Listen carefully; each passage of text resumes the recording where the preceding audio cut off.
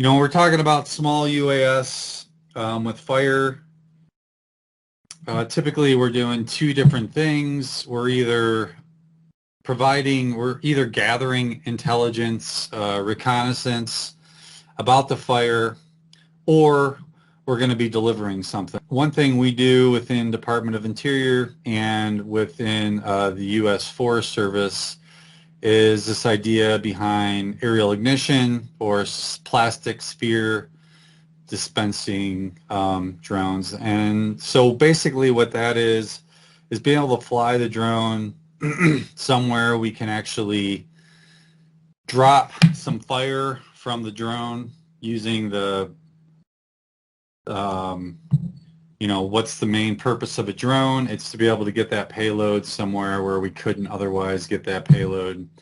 So drones have become very helpful in the ability to sort of, for literally fighting fire with fire, which is a big tool we use in the firefighting community. Drones are just able to get a lot of places that are very otherwise difficult to travel in, to be able to lay down that fire. And I'll illustrate a little bit of this through a couple videos I want to show you guys. All right, so hopefully you guys are seeing this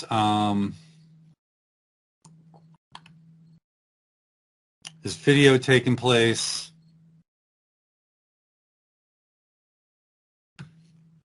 And just real quick, so basically I have a link to the camera we're using, but so this is mounted on an M600, the DJI Matrice 600 Pro, and I'll show you a picture of what that looks like here in a minute.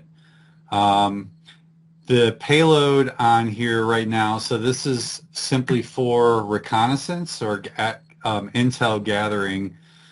And the payload that we're looking at is the DJI Zenmuse XT2, which is dual camera. So it has electro-optical vision, so red, green, and blue. So right now we're seeing the video from the electro-optical side.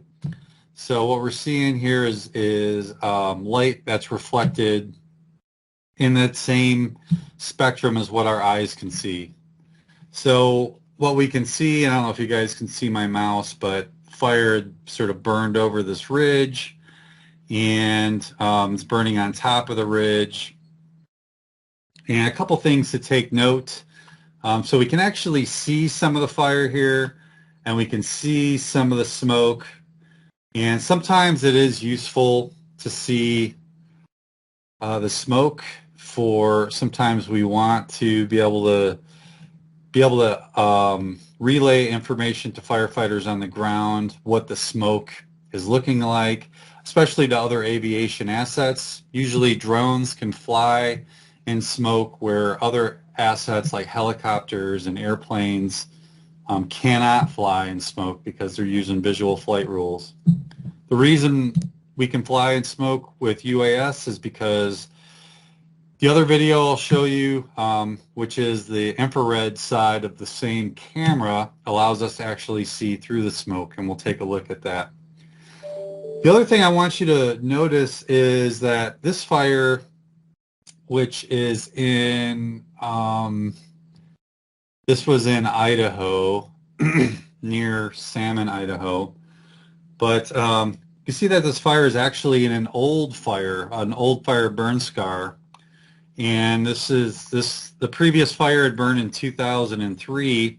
And one thing to notice here is there is a lot of, one thing, the terrain is super steep, right? And the other thing is there's a lot of dead and down trees sort of laying out here where firefighters want to get in and fight the fire. So the combination of the really steep terrain and dead and down trees makes it really difficult for firefighters to get out and actually do some work in this fire. So this is where the drone really comes in handy when we're getting to that that second tool where we're actually able to drop the plastic spheres and do the aerial ignition with the drone. And we'll take another look at what that looks like here in a minute. I think for the most part, I'm just going to speed up a little bit here. You know, this is the information that we're providing. There's going to be a person on the ground who is essentially managing the fire in this chunk of ground, would be called a division. So the division supervisor is on the ground with the UAS operator looking over our shoulder. Sometimes we'll actually mirror the screen of the UAS to a large screen TV so that the division, operations, other folks in charge of the fire can be looking over our shoulder or looking at the TV screen and seeing exactly what we're seeing. All right, so I'm going to stop that video. And I'm going to jump over and now I'll pull up the infrared video. All right, so essentially this video is starting out the same, in the same place. So right now the aircraft's just lifting up. I know it looks really weird and there are some options we can mess around with. Basically, you're always trying to adjust the sensitivity of this infrared camera to make sure you're not missing any heat, but then again, you can see vegetation and a lot of other things put off heat and put off infrared radiation. So basically what we're looking at right here is that ridge line that had that fire. And this one is a little zoomed in. The sensor is a lot different. But what we can see here is that fire really pops. So that if we're looking at a very smoky area, or we're looking at an area that's very far away, we can quickly identify whether or not there's fire in there. If you guys can look on the left-hand side, I know it's pretty small. Everything's probably pretty small for you guys to see because I'm mirroring my whole screen.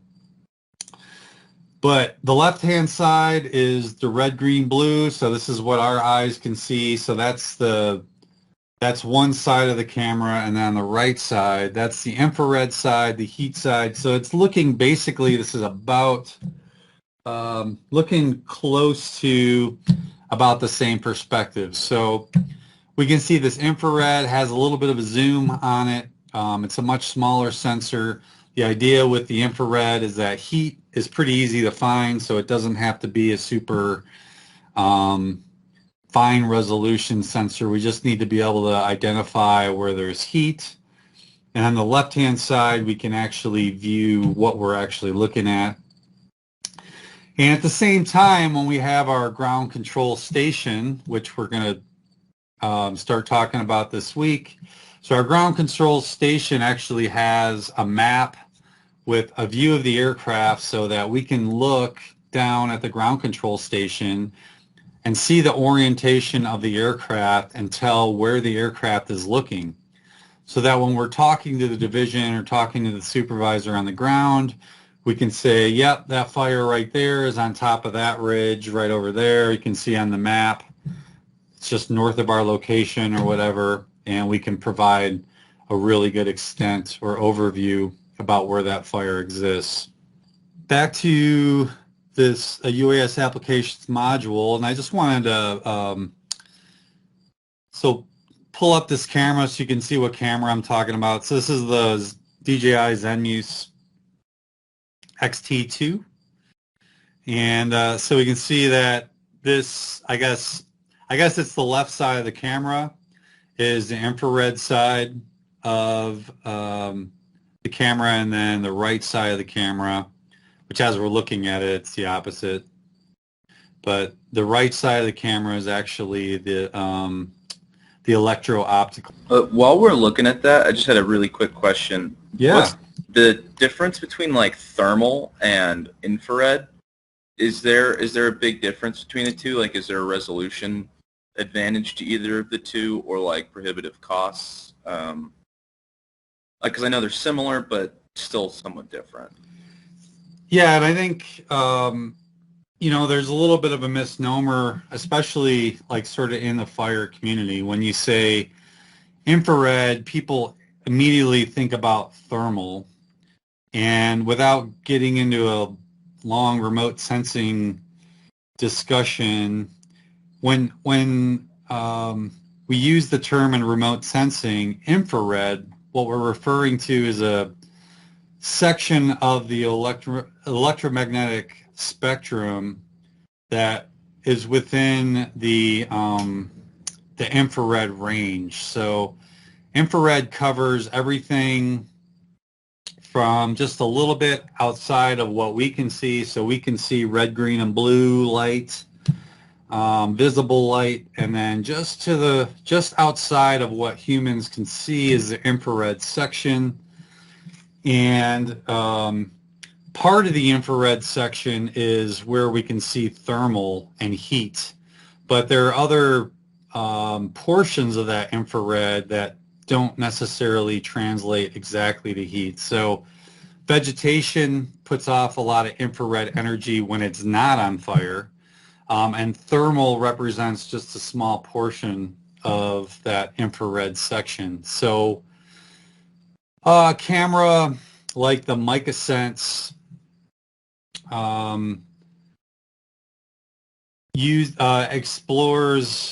collects data in several bands within the infrared section and not just the thermal band.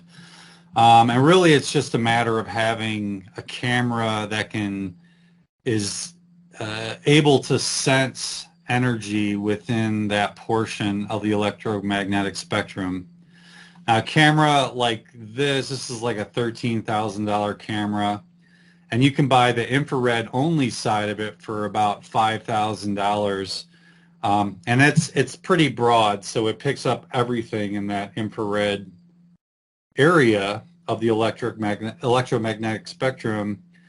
But you can buy much more expensive infrared cameras that are more precise in where the specific radiation that those cameras are sensitive to. So if we only wanted to find thermal, or maybe we only wanted a camera that we could use for vegetation mapping, the purely thermal camera is going to focus on one chunk of that IR area, and then that vegetation camera is going to focus on a different chunk of that IR area. But a camera like this, something cheap like this, is just more broad and is going to be sensitive to really anything in that infrared area. Here's a little checklist for the aerial ignition. So I just want to show you a little bit about what that aerial ignition looks like. One of my colleagues, Dusty, coming back from a firefight, and real quick, this is the M600. I know it's blurry. I'll get a better picture, but a little hopper below just got done dropping some fireballs from the sky. So this is a pretty good look at what the system looks like. Yeah, my colleague Steve in the background has some scale, but this is the Matrice M600, and it's about 4 feet across. I think this landing pad is like a 4-footer. So it's a hexacopter, so there's 6 arms, 6 motors, and then so the main fuselage of the aircraft is up here at the top, then the payload's at the bottom. We can't see the XT2, but it's sort of sitting off to the front of the aircraft.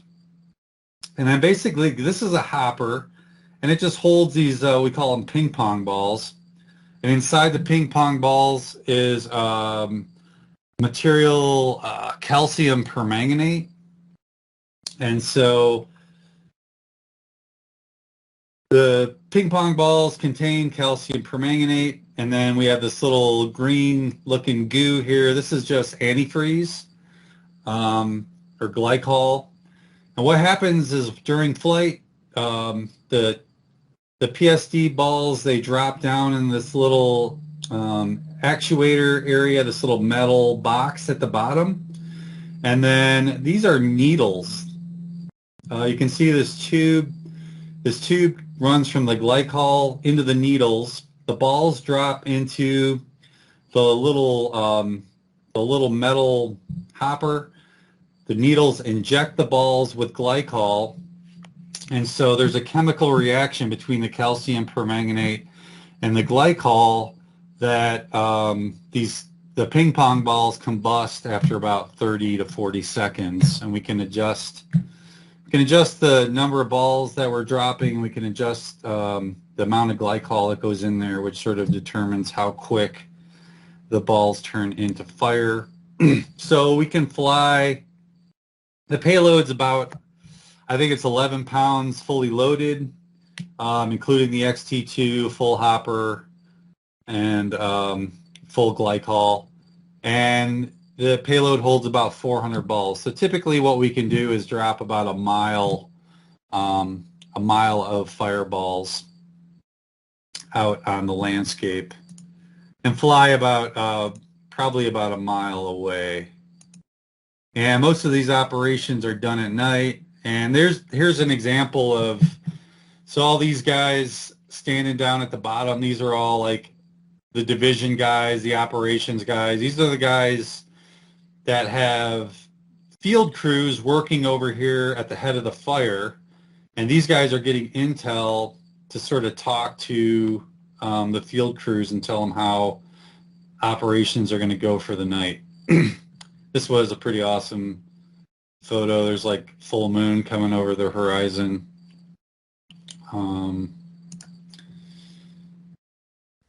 Yeah, so I don't know if anyone's interested in fire or knows much about it. I'm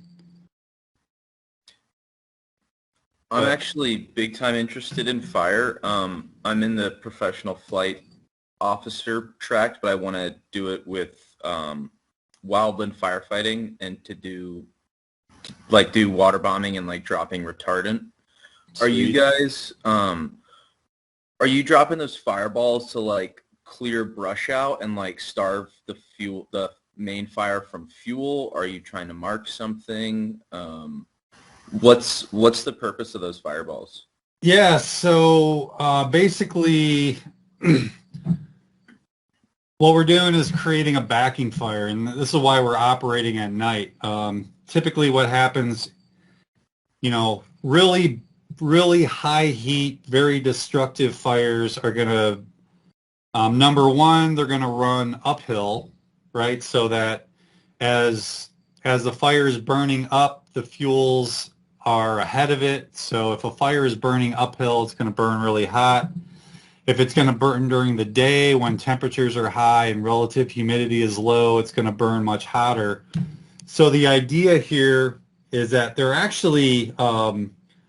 crews that are at the head of this fire. So sort of at the top of this ridge, there are crews out here walking around with drip torches that are creating what's called a backing fire. So you can see the wind is sort of going over the ridge, and what these guys are trying to do is they're burning this fire down slope. So they're doing this at night. So basically you're creating a cooler fire that is consuming all the fuels. So what we're doing is we're burning down here to a road. There's at the bottom of the ridge, there's a road. And so the idea is by morning time, by daytime, we burn that ridge all the way down to the road. So all the big trees, they don't really get burned up in the backing fire. You're just sort of burning the fuels on the ground. The idea is that way, if the fire were to rip through here during the daytime, it would get all up in the canopy, and basically it would be it would like completely destroy all the big trees in the forest. And so the idea is, yeah, you create a backing fire, back that fire down the hill when it's cool, just removing the fuels, as you said, Jack. And all the drone is doing is sort of filling in the gaps. So we have like 4 people dragging drip torches that are they're staggered a certain amount away. And depending on how that fire burns, sometimes there are pockets that just don't burn out like you want to, or there are areas that are just like too steep, the terrain's too rough for the guys to walk through with their drip torches. So that's when we'll send the drone over and just work in tandem. It's called creating depth, basically, so that those guys don't have to be right on the fire line. They can work off the line a little bit, and then the drone, we'll just use the drone to sort of fill in the gap between the guys pulling fire on the ground and the main head of the fire. It is cool. It seems like the firefighting industry has embraced UAS very, very strongly. Like the upside has been like very well demonstrated, and I feel like it's been incorporated pretty quickly, at least from, an outsider's perspective. Yeah, and it's highly variable. These guys, the boots on the ground guys are, 19, 20, in their 20s. The guys in charge of stuff, like the guys standing around this TV, these guys are getting into their late 30s and 40s. And these are the guys making the decisions, so it's really variable. Like people that have seen the drones in action are like, yeah, I want them. Let's use them. We need them. The people that haven't seen them tend to be resistant because it is like a technology thing. Everything in firefighting is so time tested and so, it's so structured, and they really do make it dummy proof so that, all you really have to do to be a firefighter is just like be good at following direction and doing what you're told, where UAS is this technology that really, people have to understand how it works, and not everyone's down for that. So I mean, I agree. The people that know it are into it big time, but the people that don't know it are pretty hesitant. But I've yet to see anyone that has come and watched us work to walk away going, I'm never using that. If people see it, they want it for sure.